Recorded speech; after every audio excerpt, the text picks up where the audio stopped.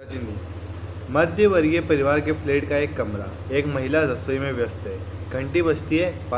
By दरवाजा खोलती है। रजनी का प्रवेश। रजनी। लीला बहन, कहा वो बाजार नहीं चलना क्या? लीला रसोई में से हाथ पोंछती हुई निकलती है। चलना तो था, पर इस समय तो अमित आ रहा होगा अपना रिजल्ट लेकर। आज उसका रिजल्ट निकल रहा है ना। चेहरे पर खुशी का भाव। रजनी। अरे वाह, तब तो मैं मिठाई खाकर ही जाऊंगी। अमित तो पढ़ने में इतना अच्छा है कि फर्स्ट आएगा, और नहीं तो सेकंड तो कहीं गया नहीं। तुमको मिठाई भी बढ़िया खिलानी पड़ेगी। सूजी के हलवे से काम नहीं चलने वाला।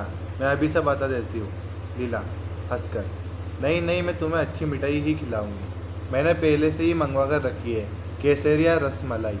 अमित को बहुत पसंद है ना। रजनी। देखा, मुझे अपने घर में ही केसर की सुगंध आ गई थी। बाजार का तो मैं बहाना करके चली आई, वरना तुम तो मुझे काट ही देती। लीला। कैसी बात करती हो? मैं एक बार काट भी दूँ, लेकिन अमित अपने मुंह में डालने से पहले रसमलाई लेकर तुम्हारे प्लेट में दौड़ता।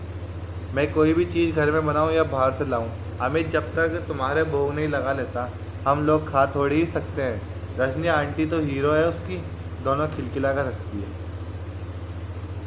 रजनी। बहुत मेधावी बच्चा है अमित, तुम देखना तो आगे जाकर क्या बनता है। लीला। बस सब तुम्हारा ही आशीर्वाद है। फिर घंटी बजती है। लीला एक तरह से दौड़ते हुए दरवाज़ा खोलती है। अमित का प्रवेश। रोज की तरह भारी बस्ते की जगह एक हल्का सा थैला है। रजनी। अमित को बाहों में भरने के लिए दोनों बाहें फैलाते हुए आगे बढ़ती है। कॉन्ग्रेचुलेशंस अमित। बधाई देने के लिए रजनी आंटी पहले से मौजूद है।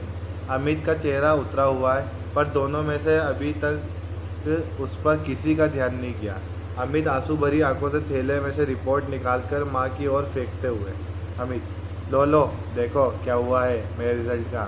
मैंने कितना कहा था कि मैथ्स में भी मेरी ट्यूशन लगवा लीजिए, वरना मेरा रिजल्ट बिगड़ जाएगा। बस वही हुआ। मैथ्स में ही तो पूरे नंबर आ सकते थे, रिजल्ट बंद बिगड़ सकता था। रिपोर्ट रजनी देखने लगती है। लीला उसे अपनी बाहों में भरकर। लीला। पर तू तो सारे सवाल ठीक करके आया था। यहाँ आकर पापा के सामने तूने फिर से किया था अपना सारा पेपर। सब तो ठीक था। तेरे पापा ने नहीं कहा था कि 4-5 नंबर भले ही काट ले सफाई वफाई के, पर 95 तो तेरा पक्के हैं। रजनी रिपोर्ट देखते हुए। पर मिला तो कुल 72 ही है। फिर दूसरे विषयों के नंबर भी पढ़ने लगती है। English 86, history 80, civics 78, Hindi 82, drawing 90। सबसे कम मैथ्स में ही है। अमित गुस्से और दुख से। कम तो होंगे ही, ट्यूशन नहीं लेने से मिलते हैं कई अच्छे नंबर। सर तो बार बार कहते ही थे कि ट्यूशन कर लो, वरना फिर बाद में मत रोना। रो पड़ता है। लीला अपराधी की तरह सफाई देते हुए। तूने अंग्रेज़ी को लेकर थोड़ी परेशानी थी तो अंग्रेज़ी में करवा दी थी ट्यूशन। अब दो दो विषयों की ट्यूशन, फिर लंबी चौड़ी फीस। बेटे, अपनी आर्थिक मजबूरी की बात वह शब्दों से नहीं, चेहरे से व्यक्त करती है। पर यह तो देर ही हुआ कि सारा पेपर ठीक हो, फिर भी नंबर काट लो। रजनी। रजनी की बाहों में एकाएक बल पड़ जाते हैं। वो रोते हुए अमित को खींचकर अपने पास सटा लेती है। रो मत, उसके आंसू पोंछते हुए। अमित रोएगा नहीं, समझे? मैं जो पूछती हूँ उसका जवाब देना बस। कुछ देर रुककर। तुझे अच्छी तरह याद है कि तूने पूरा पेपर ठीक ठाक किया था? अमित स्वीकृति में सिर हिलाता है। पापा के पास दोबारा पेपर करने से पहले दोस्तों से या किताबों से उन सवालों के जवाब तो नहीं देख लिए थे? अमित। नहीं, जो कि त्यों आकर कर दिए थे। हमको आते थे वो सारे सवाल। रजनी। मैथ्स के सर कौन है? अमित। मिस्टर पाटिल। रजनी। कितने लड़के ट्यूशन लेते हैं उनसे? अमित। 22। साल के शुरू में तो 8 लेते थे, फिर पहले टर्मिनल के बाद से 15 हो गए थे। हाफ ईयरली के बाद 7 लड़कों ने और लेना शुरू कर दिया। मुझसे भी तभी से कह रहे थे। लीला। हाफ ईयरली में तो इसके 96 नंबर आए थे। इसी ने बताया था कि क्लास में सबसे ज़्यादा है। रजनी। उसके बाद भी कहते थे कि ट्यूशन लो। अमित। हाँ, कॉपी लौटाते हुए कहा था कि तुमने किया तो अच्छा है, पर यह तो हाफ ईयरली है, बहुत आसान पेपर होता है इसका तो। अब अगर ईयरली में भी पूरे नंबर लेने हैं तो तुरंत ट्यूशन लेना शुरू कर दो, वरना रह जाओगे। 7 लड़कों ने तो शुरू भी कर दिया था, पर मैंने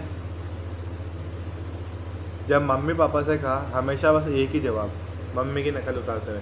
मैथ्स में तो तू वैसे ही बहुत अच्छा है, क्या करेगा ट्यूशन लेकर? देख लिया, अब 6th पोजीशन आई है मेरी, जो आज तक कभी नहीं आई थी। अमित की आंखों से फिर आंसू टपक पड़ते हैं। रजनी डांटते हुए। फिर आंसू? जानते ही नहीं, रोने वाले बच्चे रजनी आंटी को बिल्कुल पसंद नहीं।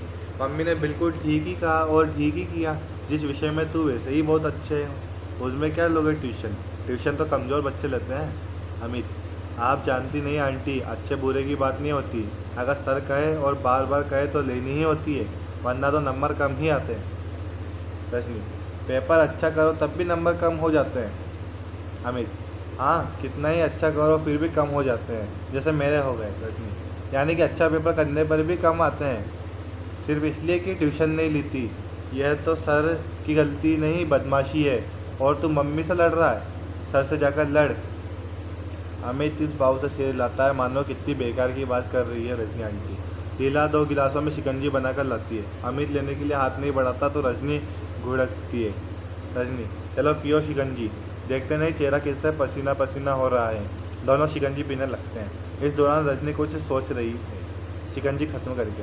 कल आप 9 बजे तैयार रहिए अमित साहब, आपके स्कूल चलना है। अमित एकदम डर जाता है। कल से तो छुट्टी है, पर आप अगर स्कूल जाकर कुछ कहेंगी तो सर मुझसे बहुत गुस्सा हो जाएंगे। वहाँ मत जाइए प्लीज़, वहाँ बिल्कुल मत जाइए। लीला, हाँ रजनी, तुम कुछ करोगी कहोगी तो अगले साल कहीं और ज़्यादा परेशानी ना करे इसे। अब जब रहना इसी स्कूल में तो इन लोगों से झगड़ा। रजनी, बात को बीच में ही काट कर गुस्से से, यानी कि वे लोग जो भी जुल्म ज्यादती करें हम लोग चुपचाप बर्दाश्त करते जाएं। सही बात कहने में डर लग रहा है तुझे, तेरी माँ को? अरे जब बच्चे ने सारा पेपर ठीक किया है तो हम कॉपी देखने को मांग कर ही सकते हैं। पता तो लगे कि आखिर किस बात के नंबर काटे हैं। अमित झुंझलाकर, बता तो दिया आंटी आप। रजनी गुस्से से, ठीक है तो अब बैठकर रो तुम माँ बेटे दोनों। दन्नाती निकल जाती है दोनों के चेहरे पर एक असहाय सा भाव। लीला, अब ये रजनी कोई और मुसीबत न खड़ी करे।